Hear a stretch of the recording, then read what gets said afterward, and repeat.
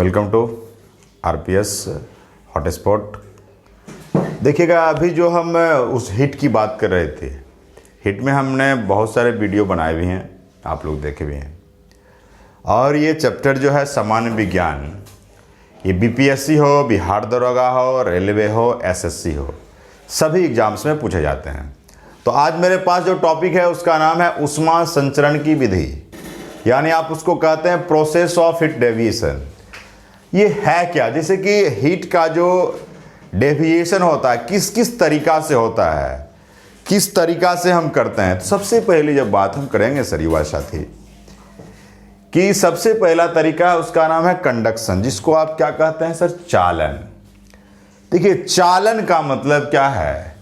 सीधा सा देखिए बोला है बिना अणु के गति, यानी गति का अणु जो है, अणु का जो गति है उसमें गति नहीं होगा, तो पर भी एक स्थान से अगर दूसरे स्थान तक जाता है, एक स्थान से कहां तक? दूसरे स्थान तक जाता है, तो वो विधि क्या कहलाता है? कंडक्शन कहलाता है। वो खास करके कैसे पदार्थ में होता है? कैसे पदार्थ में होता है? ठोस पदार्थ में। ठोस पदार्थ में जैसे ईंट है, या कोई मेटल का मटेरियल है, या कोई भी आपका ठोस पदार्थ है, उस ठोस पदार्थ में जो हीट का प्रोसेस होता है तो उसमें होता है बिना अणुओं की गति से। और जब बिना अणु की गति से होता है तो उस विधि को कौन सा विधि कहते हैं? चालन कहते हैं। अब जब हम आते हैं, दूसरा विधि है उसका नाम है कन्वेक्शन, जिसे आप क्या कहते हैं सर? संवहन कहते हैं। ये क्या कहता है? कुछ नहीं कहा, बिना को हटा दीजिए, बिना को हटा दीजिए।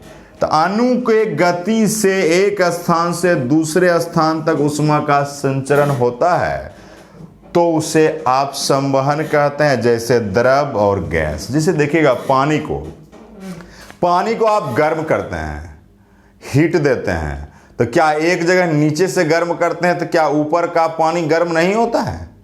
ऊपर का भी पानी गर्म होता है, क्योंकि उसमें अणु जो है क्या करता है? नीचे वाला पानी जो है गति करता है और ऊपर वाले पानी को भी गर्म कर देता है। इसी तरह गैस में भी होता है, इसी तरह किस में होता है? गैस में। तो ये आपका हो गया संवहन। तीसरा है आपका रेडिएशन, जिसे आप कहते हैं विकिरण, जिसे आप कहते हैं विकिरण। वो कहता है कि अगर बिना माध्यम के, बिना सोर्स के, या बिना माध्यम को गर्म किए हुए, बिना माध्यम को गर्म किए हुए एक स्थान से दूसरे स्थान तक ऊष्मा का आदान प्रदान हो रहा हो, तो उसे आप रेडिएशन कहते हैं। एग्जाम्पल के तौर पर जैसे सूर्य से ऊष्मा आपको मिलता है पृथ्वी पर, ऐसा है क्या है? सूर्य से जो ऊष्मा पृथ्वी पर आता है वो कौन सी विधि से आता है? रेडिएशन। इसका तथ्य समझिएगा, जैसे किसी लोगों का घर 5 फ्लोर का रहेगा और किसी का घर आपका 1 फ्लोर का रहेगा। क्या 5वां फ्लोर पर जो धूप आएगा वही धूप पहला फ्लोर पाएगा, या दोनों का टेम्परेचर अलग अलग रहेगा? दोनों का टेम्परेचर सेम रहेगा, क्योंकि किसी भी सोर्स को बिना गर्म किए हुए रेडिएशन जो है सूर्य से पृथ्वी तक आता है। या रेडिएशन प्रोसेस की जब बात करते हैं तो एक और एग्जांपल आता है, जैसे सपोज दैट आप देखे होंगे कि वात्या भट्ठी जैसे है, जहां पर गर्म किया जाता है, तो भट्ठी से कोई आदमी है वहां पर खड़ा हो, उसके पास भी जो एनर्जी, हीट एनर्जी आता है, वो किस से आता है सर? रेडिएशन से आता है। दूसरा बात, और भी बातें आएगी, जैसे भट्ठी से आया, फिर हम एग्जांपल लेंगे। देखिए क्या है, भट्ठी से अगर आया तो कौन सा आया? रेडिएशन आया। लेकिन इस सब का कंबाइंड सवाल भी परीक्षा में पूछता है। क्या पूछता है सर? कंबाइंड। जैसे देखिएगा सर, माना कि ये टेबल है, ये टेबल किस चीज का है? लकड़ी का है। किस चीज का है? लकड़ी का है, यानी टिम्बर का है। इस पर एक चाय का कप रख दीजिए, इसमें जो है चाय है, ठीक है? ये चाय का कप है। चाय का जो कप है वो टेबल की लकड़ी पर रखा हुआ है, अब देखिए चाय जो है गर्म है, तो चाय ठंडा कैसे होगा? चाय ठंडा होगा तो सबसे पहले उसमें से क्या निकलेगा? वाष्प। तो इसलिए वहां पर कौन सी क्रिया हो रही है? वाष्पीकरण। और वहां से रेडिएशन भी हो रहा है। क्या हो रहा है सर? रेडिएशन, यानी क्या? विकिरण भी हो रहा है।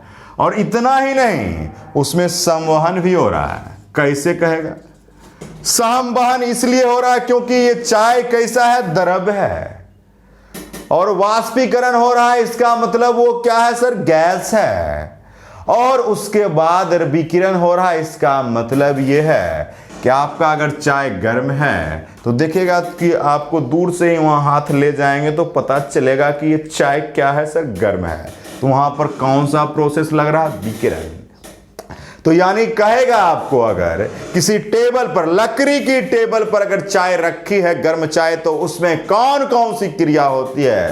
तो आप कहेंगे वाष्पीकरण भी होती है सर, विकिरण भी होती है और संवहन भी होती है। और इसके बाद भी एक सवाल आता है। क्या सवाल आता है? सुनिएगा। माना कि ये टेबल लकड़ी का नहीं है, क्या है? धातु का है। धातु का टेबल है। अब धातु का जब टेबल रहेगा तब क्या होगा? ये आप चाय रख दिए और उसमें गर्म चाय है, तो जब है तो जो अभी क्या करेगा सर? वाष्पीकरण करेगा, विकिरण भी होगा। और जब ये द्रव्य है तो इसका मतलब संवहन भी होगा। और ये ठोस पदार्थ है धातु, तो वहां पर आपका क्या होगा सर? चालन भी होगा। चालन भी होगा यानी कंडक्शन भी होगा। तो यानी अगर टेबल की लकड़ी है तो यहां पर संवहन, आपका चालन नहीं होता है, लेकिन वही धातु ठोस पदार्थ आ गया तो वहां पर कंडक्शन भी होगा, कन्वेक्शन भी होगा, रेडिएशन भी होगा और वेपराइजेशन भी होगा।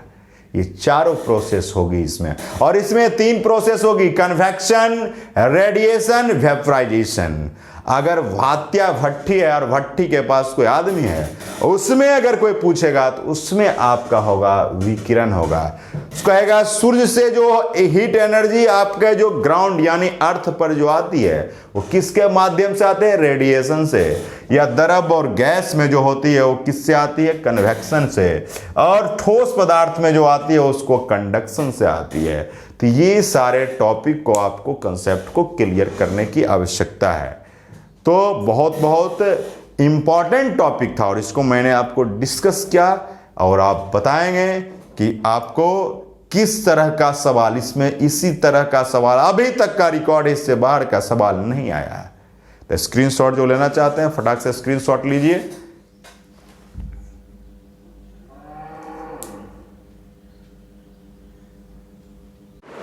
अब हम देखेंगे टॉपिक। देखिए टॉपिक कौन सा है? न्यूटन का शीतलन यानी Newton's law of cooling. Newton साहब का क्या कहना था, सो गौर से समझिएगा सर। कहा किसी वस्तु के द्वारा हीट का जो उत्सर्जन होता है, विकिरण की दर, उस वस्तु एवं वायुमंडल के ताप के अंतर का समानुपाती होता है।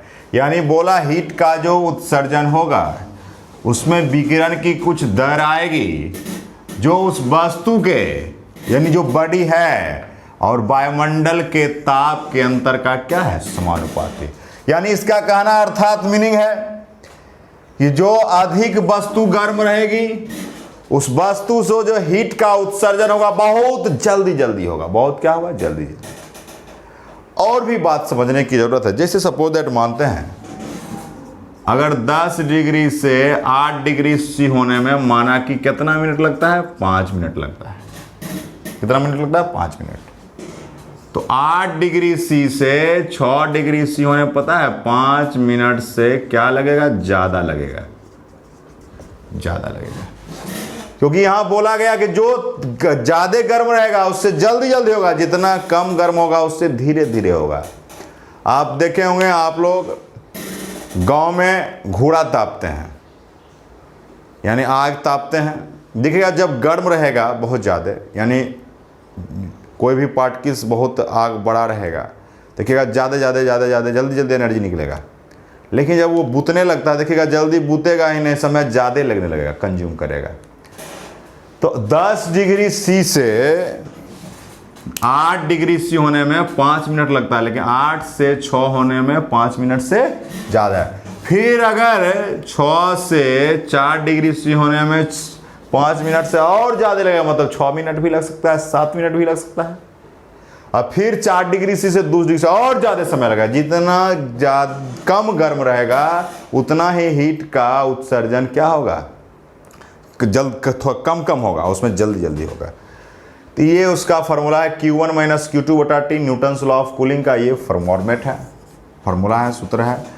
और बराबर K1 plus K2/2 minus Q0। Q0 जो है यही रूम टेम्परेचर है या वायुमंडल का ताप, और रूम टेम्परेचर जो कितना डिग्री होता है, रूम टेम्परेचर 25 डिग्री सी, यानी कमरा का ताप 25 डिग्री सी स्टैंडर्ड माना गया है। Q1 क्या है, तो वस्तु कोई भी बड़ी है उसका इनिशियल टेम्परेचर है। Q2 जो है T समय के बाद जो टेम्परेचर होगा उसको बोलते हैं Q2। और Q0 तो आपका क्लियर हो गया कि रूम टेम्परेचर है। तो सब चीज़ अगर दिया हो, K जो है एक स्थिरांक है, कांस्टेंट है, सब चीज़ दिया रहेगा तो आप आसानी पूर्वक उसको बना सकते हैं। डेटा रहेगा दिया हुआ, और इस डेटा से यहाँ ही नहीं, इस डेटा से क्वेश्चन आप देख सकते हैं, खास करके SSC, BPSC, SI या IIT JEE, नीट में भी पूछे जाते हैं। आप जाके इससे डायरेक्ट सवाल पूछता है, जाके आप देख सकते हैं। तो स्क्रीनशॉट ले लीजिए, जो भी दिक्कत रहे आप कमेंट करके हमें बताइए।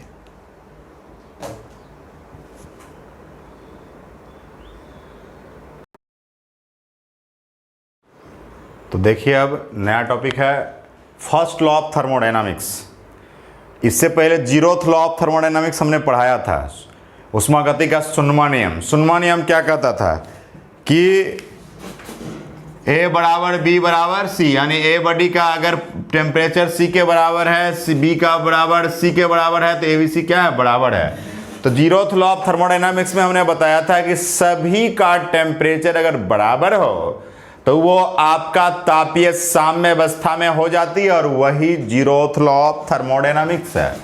हम अब बात करेंगे फर्स्ट लॉ ऑफ थर्मोडायनामिक्स का, यानी आप कह सकते हैं उष्मागतिकी का प्रथम नियम। ये क्या कहता है सुनिएगा, कहने का सेंस है ये जस्ट लाइक ये प्रैक्टिकल एग्जाम्पल पर आधारित है। जैसे सपोज दैट आप बात करते हैं, कोई आदमी है, वो किसी न किसी काम को करता है, और जब काम को करता है तो उसको कुछ ना कुछ पैसा मिलता है। माना कि उसकी सैलरी 25,000 है। जब 25,000 है तो उसमें से उसको कुछ ना कुछ हर महीने में कुछ ना कुछ प्रॉपर काम है जो हर महीने उसको करना है। जैसे बच्चे का फीस जमा करना है, या खाना पीना खाना है, या हो सकता है कि कोई भी कपड़ा खरीदना है। ये सब नेसेसरी वर्क हैं। लेकिन 25,000 रुपये उसका तनख्वाह है, हो सकता है कि 20,000 रुपया वो क्या करता है, खर्च करता है। लेकिन वो 5,000 रुपया फिर भी बचा कर रखता है, और जब बचा के रखता है उससे वो क्या करता है, इंटरनल काम करता है। इंटरनल काम का मतलब होगा कोई घर बनाएगा, कोई ज़मीन खरीदेगा, कोई आदमी हो सकता है कि सोना खरीदेगा, है ना सर। तो यही फर्स्ट लॉ ऑफ थर्मोडायनामिक्स यही बात कहता है। क्या कहता है, देखिए, यदि किसी कार्य को करने के लिए किसी सिस्टम यानी उस आदमी को आपका उष्मा क्यों दिया जाए, तो उसमें से कुछ उष्मा का उपयोग वो अपने आवश्यक कार्य, जैसे बाल बच्चे का ट्यूशन फी, खाना पीना, आपका कपड़ा, ये सब उसका आवश्यक कार्य है। तो और शेष उष्मा यानी जो पैसा आप बचा के रखा था 25,000 में से 5,000, वो आपको किस लिए, आंतरिक ऊर्जा में वृद्धि करता है, मतलब जमीन खरीदता है, घर बनाता है। तो वो क्या है, फर्स्ट लॉ ऑफ थर्मोडायनामिक्स है। यानी आप कह सकते हैं वो कमाया कितना था, 25,000, आवश्यक कार्य में कितना खर्च किया, 20,000, और आपका यू कितना गया, सेविंग कितना गया उसका, 5,000। ये ऊर्जा संरक्षण का सिद्धांत भी है। ऊर्जा संरक्षण का क्या है सर, सिद्धांत है। और उसी पर कार्य करता है हीट इंजन। क्या काम करता है, गौर कीजिएगा, कहा कि हीट एनर्जी को अगर वर्क में बदल दिया जाए, यानी उष्मा ऊर्जा को कार्य में बदल दिया जाए, तो वो आपका हीट इंजन का ये प्रॉपर्टीज है। उसमें पेट्रोल इंजन भी होता है जो पेट्रोल पर चलती है गाड़ी, उसके बाद डीजल इंजन भी होता है सर। तो ये टॉपिक जो है आपका फर्स्ट लॉ ऑफ थर्मोडायनामिक्स है। तो फर्स्ट लॉ ऑफ थर्मोडायनामिक्स याद करने के लिए सिंपल सा याद रखेंगे, कोई आदमी है, कोई सिस्टम है, जिसको आप हीट देते हैं, तो हीट दिए, मान लिया जाए 25,000 रुपया उसको दिए, वो क्या करता है, दो टाइप का काम। एक आपको आवश्यक कार्य किया जिसमें वो खर्च किया कितना, 20,000, और उसमें से फिर क्या 5,000 बचा लिया, और उसके लिए क्या किया, इंटरनल आपको ऊर्जा में क्या करता है, वृद्धि करता है। तो ये आपका किसका कहना है, फर्स्ट लॉ ऑफ थर्मोडायनामिक्स का। और फर्स्ट लॉ ऑफ थर्मोडायनामिक्स किस पर काम करता है, ऊर्जा संरक्षण के सिद्धांत पर कार्य करता है। तो क्लियर हो गया सर, इसको स्क्रीनशॉट फटाक से लिया जाए।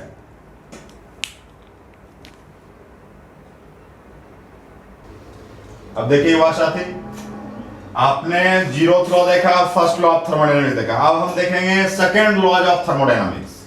सेकेंड लॉ ऑफ थर्मोडायनामिक्स कहता क्या, सुनिए, कहा क्या, अभी तक आप यही सुने थे कि हाई टेम्परेचर से लो टेम्परेचर की ओर जाता है, लेकिन अब सुनना है कि हाई टेम्परेचर से लो की ओर गया, लेकिन अब लो टेम्परेचर से हाई की ओर भी जा सकता है सर। तो हमने कहा कि आपने सुना है कि हाई से यानी उच्च ताप से निम्न ताप की ओर जाता है, लेकिन अब यह भी सुनना पड़ेगा, ये टेक्निकल आपका जमाना आ चुका है, टेक्निकल युग आ चुका है, और आप हॉट स्पॉट चैनल से बात कर रहे हैं, तो आपको यह जानना पड़ेगा सर कि अगर ऐसा भी मशीन का निर्माण हो गया है जिसकी सहायता से, कैसी सहायता से, बाहरी सहायता से लो टेम्परेचर से हाई टेम्परेचर को एनर्जी, हीट एनर्जी प्रोवाइड कर सकते हैं, यानी गरीब भी अमीर को मदद कर सकता है, लेकिन किससे मदद करेगा, बाहरी सहायता से, यानी उसको कोई संरक्षण देगा तो कर सकता है, गरीब भी अमीर को मदद कर सकता है। जैसे अभी जो देश में मौजूदा हालात है उसमें गरीबों ने वोट देकर अमीरों को जिताया है, लेकिन अमीर आज भी गरीबों को अगर मदद नहीं दे पा रहे हैं, तो गरीबों का भी यह भी आह्वान है कि आपको जब मैंने वोट देकर राजा बना सकते हैं, तो आपको खाना खिला के भी आपको पाल सकते हैं। ये एक गरीब का, बिहारी और भारत के गरीबों का कहना है। तो आप देखिए, कहा कि उसको लो टेम्परेचर से हाई टेम्परेचर से हीट एनर्जी पहुंचा सकते हैं। कहा कि यदि बंद कमरा में, कोई कमरा है बंद कर दीजिए, फ्रिज का दरवाजा खोल दिया जाए, तो कमरे का तापमान क्या होगा, ऑटोमेटिकली बढ़ जाएगा। फ्रिज में खाद्य पदार्थ को कितना डिग्री सी पर रखते हैं सर, कितना डिग्री सी पर, 4 डिग्री से भी। ये सवाल बहुत इंपॉर्टेंट है, बहुत ही इंपॉर्टेंट है, सब जगह पूछा जाता है। एसी एयर कंडीशन है, एयर कंडीशन का काम क्या है कि टेम्परेचर को, ह्यूमिडिटी को और एटमॉस्फेयर का जो आपके वेलोसिटी ऑफ जो एयर है उसको क्या करता है, कंट्रोल करता है, यानी तापमान को, आर्द्रता को और वायु के वेग को कंट्रोल कौन करता है, एयर कंडीशन। कौन करता है सर, एयर कंडीशन।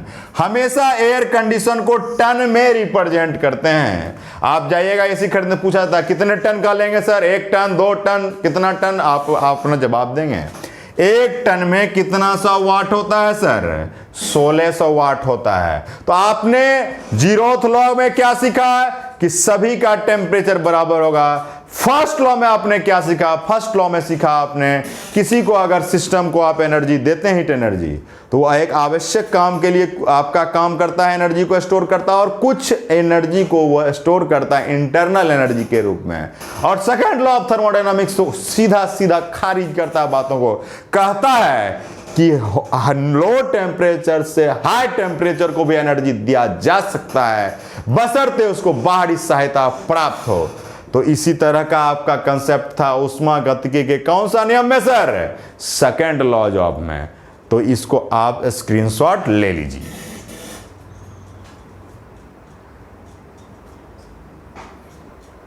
अब हम देखेंगे कि ब्लैक बॉडी, कृष्णपिंड क्या है, सब दिन से सुनते आए हैं। ये बहुत ही इंपॉर्टेंट टॉपिक है। ये किसका कहना है कि जो हमसे टकराएगा उसको अपने अंदर में हम अवशोषित कर लेंगे, जो हमसे टकराएगा उसको हम अपने अंदर क्या करेंगे, अवशोषित कर लेंगे। तो इसका कहना है वैसी वस्तु जो अपने से टकराने वाली सभी वस्तुओं को क्या करती है, अवशोषित कर लेती है, उसको क्या बोलते हैं, कृष्णपिंड कहते हैं। आप देखें, मैं बच्चा के जो सामने है, सिर के पास, आंख के पास, शरीर के में ब्लैक जो है टीका लगाई, तो वो रहता है काजल। और काजल जो है 95% विकिरण जो आते हैं उसको क्या करता है, अवशोषित कर लेता है। और अवशोषित करने के बाद क्या होता है, जितने भी डिफेक्टेशन है उससे वो बच्चा बच जाता है। लेकिन यहाँ पर बिहार में, इंडिया में एक ऐसा कल्चर है, लोग कहता है उससे भूत भाग जाता है। भूत नहीं भाग सकता है, जो प्राकृतिक जो आपदा है उससे बचा जा सकता है। और इसको ब्लैक बॉडी को याद करने के लिए एकदम याद रखें, जो हमसे टकराएगा चूर चूर हो जाएगा। ये आपके बिहार के स्लोगन में ये रग रग में बसता है, तो इसको दिमाग में सेट कर लेंगे। आप जब आते हैं सर, क्रिकचॉप लॉ है। क्रिकचॉप लॉ किसके लिए, हीट के लिए, उष्मा के लिए क्रिकचॉप लॉ, ना कि इलेक्ट्रिक करंट के लिए। यहां पर क्रिकचॉप लॉ की हम बात कर रहे हैं हीट के लिए। बोला इसके अनुसार जो उष्मा का अच्छा अवशोषक है वही उष्मा का अच्छा उत्सर्जक है। जैसे आप सुने होंगे यहां बिहार में, अपने इंडिया में, जितना अच्छा श्रोता होगा उतना ही अच्छा वक्ता होगा। उसी तरह जो जितना अच्छा अवशोषक होगा उतना ही अच्छा उत्सर्जक होगा। जो जितना अच्छा से सुन सकता है, आप लोग भी अच्छे से सुनिए, तो एक समय आएगा कि हमसे आप अच्छा बोल सकते हैं।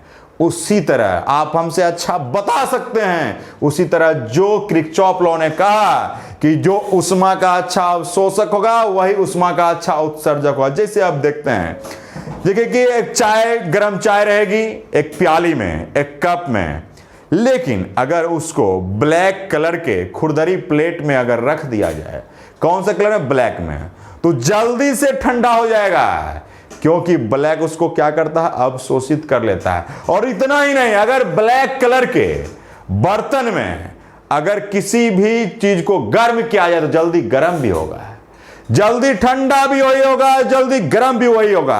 इसीलिए तवा का कलर जो है ब्लैक रहता है, इसीलिए कढ़ाई का भी कलर ब्लैक रहता है, क्योंकि वो अच्छा अवशोषक भी है और अच्छा उत्सर्जक भी, और उतना ही जल्दी गर्म होगा। देखिएगा कुकर जल्दी ठंडा नहीं होगा, लेकिन तवा जल्द ठंडा भी हो जाएगा और जल्द गर्म भी हो जाता है। कढ़ाई भी जल्द गर्म होता है और जल्द ठंडा होता है। तो ये किसका लॉ है, क्रिकचॉप लॉ है। और उतना ही नहीं, जैसे सपोज दैट एक कढ़ाई है, एक आप कंटेनर है, एक बर्तन है, उसमें दो तरह का आप बॉल ले लीजिए, उजला कलर का, लाल कलर का और काला कलर का। आप देखेंगे तीनों बॉल को समान टेम्परेचर पर हमने गर्म किया, समान टेम्परेचर पर गर्म किया, लेकिन क्या होता है कि सबसे जल्दी गर्म भी होगा काला, और सबसे जल्दी ठंडा भी कौन होगा, काला। तो ये प्रैक्टिकल है, किसका सर है, क्रिकचॉप लॉ का है। देखे होंगे आप समाज में कुछ लोग हैं जो जल्दी गर्म भी हो जाता है और जल्दी ठंडा भी हो जाता है। तो आप तो देखते रहते हैं, इसको देखिए, इसको स्क्रीनशॉट लीजिए फटाफट, सब कॉन्सेप्ट आपका क्लियर होगा ये बात साथी।